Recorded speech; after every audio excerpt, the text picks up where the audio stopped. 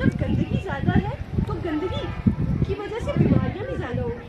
जो बड़ी परेशानी है वो यही है, गंदगी से बीमारियाँ ज़्यादा होती हैं, इंसान का दिमाग काम करना बंद करता है। फिर कुछ बच्चे बोलते हैं हमें तो पढ़ा ही नहीं चाहता, हमारे दिमाग पे बोझ पड़ता है। आप जब नहाओगे, मुँह धोओगे, साफ़ सफाई रखोगे, फिर आपको जाके आप दिमाग आपका, कोई माँ बाप उनके नाखून काटने का बोलते हैं तो वो आगे से भाग जाते हैं। तो ये नहीं करना चाहिए। जब आप नाखून बड़े रखते हो फिर उसमें मिट्टी चली जाती है, मिट्टी के साथ और बड़ी गंदी चीज़ें चली जाती है, फिर आपको नहीं पता वो आप खाते हो, उन्हीं हाथों से खाते हो, फिर खाना वही हाथ अपनी पूरी जिस्म पर लगाते हो। वही कुरान करीम की एक आयत से बताऊंगा आपको कि सफाई कितनी ज़रूरी है।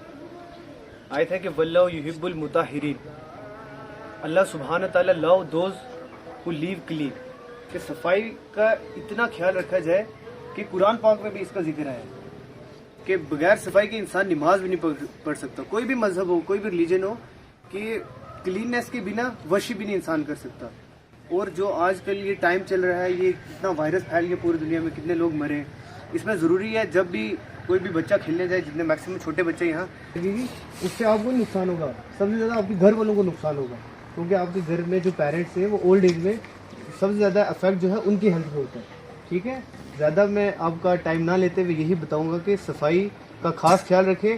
हर रोज़ जब सुबह उठे